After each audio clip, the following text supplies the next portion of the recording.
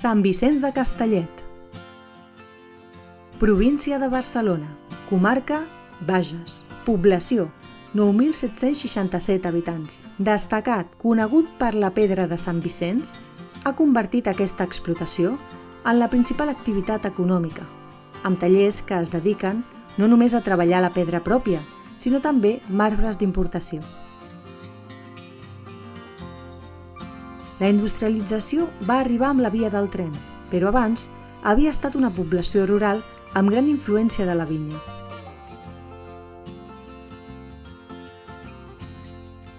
Al municipi, el mil·lenari nucli de Vallhonesta, porta d'entrada al Parc Natural de Sant Llorenç del Munt i l'Obac, ha conservat els lligams amb la terra.